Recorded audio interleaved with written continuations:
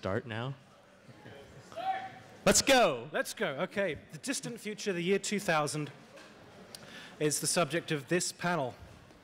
So this is the obligatory internet culture from 10 years ago, and how does it differ from internet culture now discussion. And we can all remember what things were like 10 years ago. They were kind of like they are now, but it took about 2 minutes to load. All your base, animated GIFs or GIFs, whatever your preferences. I'm sorry, I do this on the internet too. Louder, okay. I'm just going to read out the official intro. This panel brings together some of the biggest celebrities who got their starts in the formative early days of the open web. So we're going to be asking them, how has internet culture changed in the last 10 years or so, 12 years since 2000? What are you up to nowadays? Is things better now? How does it differ? And most importantly, what happened to the Ate My Balls guy? I don't think any of us know that. I don't know who he is. Maybe his balls ate him. Whoa.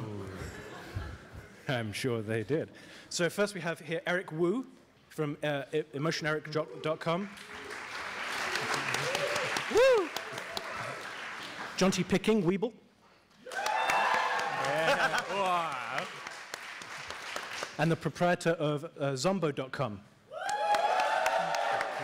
who is listed here as Josh, but that's not the name you have on your name tag. Yeah, Zblofu, I usually go by, that's my nickname. Zblofu. Yes.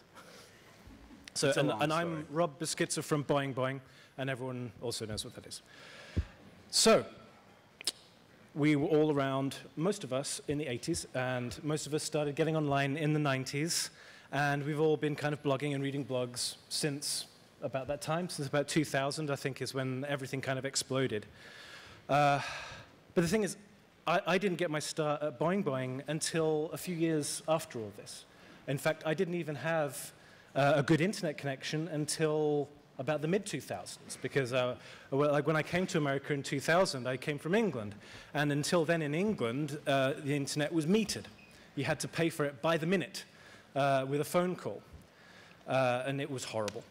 So part of my fascination with all of this is the stuff that was happening at the end of the last millennium. By the time I really kind of got into internet culture, it was already kind of legendary. So, you know, it was something that was already running rather than something which I had had a chance to participate in. So that's kind of where my own fascination with it all comes from. And of course, that brings me to you guys. Now, Eric, you founded Eric Conveys an Emotion, a website in 1998. Eric takes requests for emotions, and then you shoot yourself expressing it. 15 years on, and you can go there, we can bring it up. There are, no, don't destroy the terminal. 15 years on, there are now hundreds to choose from.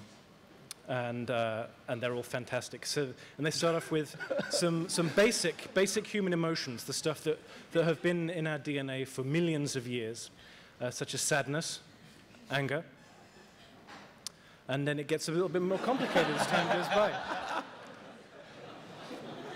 As time goes by, the emotions become more detailed, more complex, more rooted in the details of culture.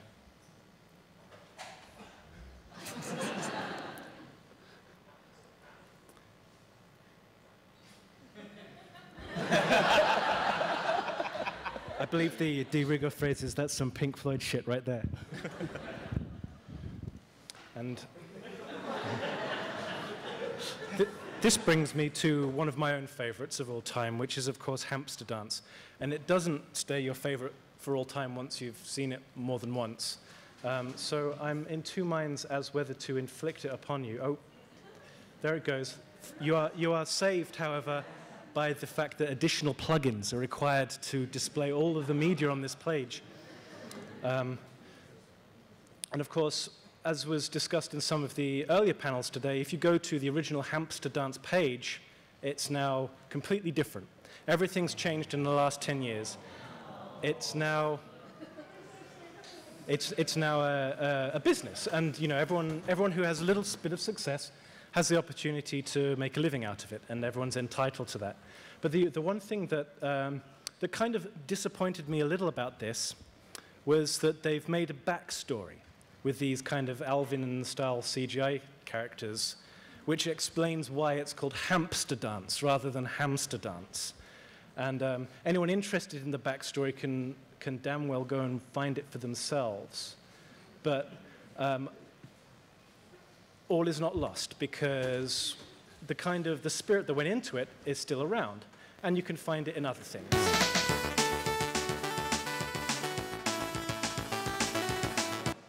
Whoa, that's so good. I know, we could just leave that on for the whole hour, and I know everyone would be happy.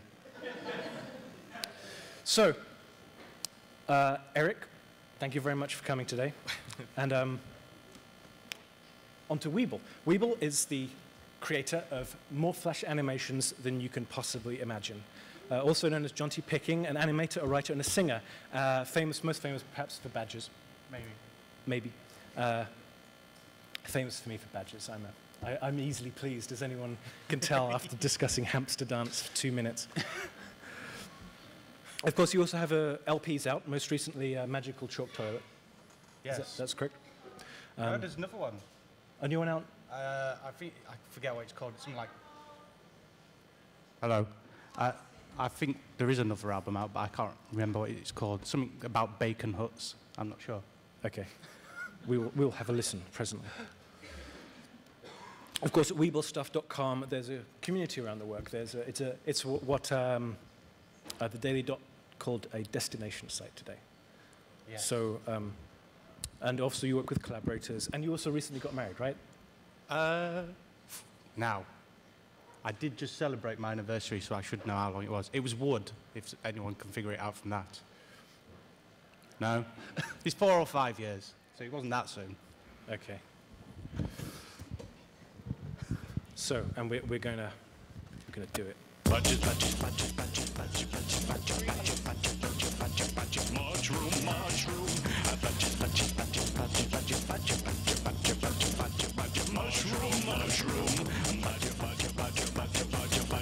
Can you do this live also?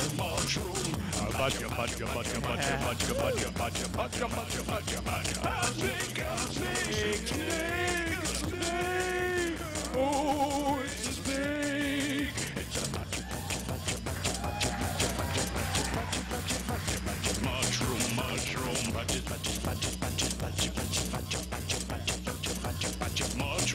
This is the next hour, folks.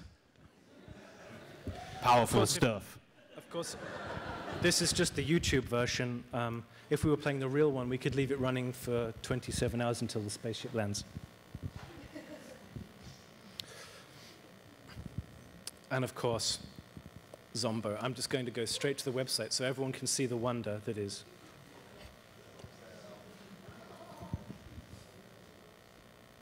I hope I paid my hosting bill. Welcome to Zombocom. This is Zombocom. Welcome. This is Zombocom. Welcome to Zombocom. You can do anything at Zombocom. Anything at all. The only limit is yourself. Welcome to Zombocom. Welcome to Zombocom. This is Zombocom. Welcome to Zombocom. This is Zombocom. Welcome. Yes, this is Zombocom. This is Zombocom, and welcome to you who have come to Zombocom. Anything is possible at Zombocom. Thank you very much.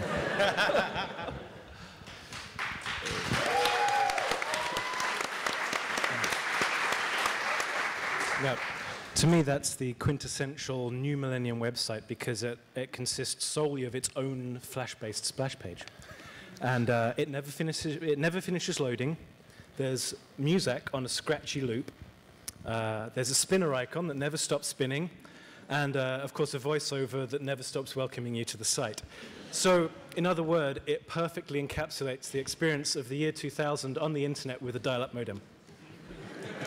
So everyone, okay, so Eric, how did you find the internet, and how did the internet find you?